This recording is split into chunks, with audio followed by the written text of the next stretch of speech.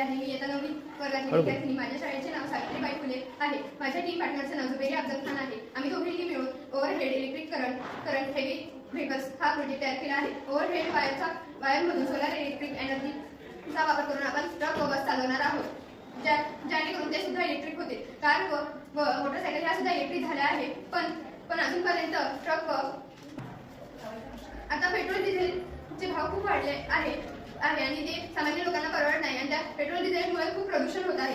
ज्या गाड्या आता पेट्रोल डिझेलवर चालतात त्या खूप प्रदूषण वाढत आहे. त्यामुळे आपण इलेक्ट्रिक कार्स वापराव्यात, कारण की आधीच्या 2-3 वर्षापूर्वी त्या पेट्रोलचे भाव कमी होते आणि आताच्या काळात 3-4 पट झालेले आहे. दिल्लीलाच पाहिलं तर तिथं प्रदूषण इतकं झालं आहे की तिथल्या सरकारला डिझेलवर चालणारी गाडी सुद्धा बंद करावी लागत आहे.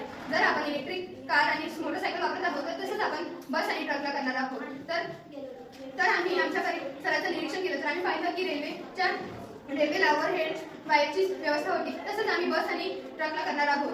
जेव्हा आपण ट्रक आणि बसला ओव्हरहेडची व्यवस्था करू तेव्हा ते सुद्धा इलेक्ट्रिक होऊन जातील आणि ज्या ठिकाणी ते ओव्हरहेडची व्यवस्था करणं शक्य नसेल तर आपण त्या बसमध्ये किंवा ट्रकमध्ये कमी रेंजची बॅटरी बसवून त्याची रेंज कमीत कमी 50 किलोमीटर इतकी राहील. जेव्हा ती पुलाकडून किंवा टर्न घेत असेल कारण त्या ठिकाणी आपण लावू शकत नाही, तर तिथून जेव्हा ती वळण घेईल किंवा पुलाकडून जाईल तर ती तेव्हा बॅटरीवर चालेल. त्यानंतर पुन्हा ती ओव्हरहेडच्या वायरच्या इथं आली की ती पुन्हा इलेक्ट्रिक होईल.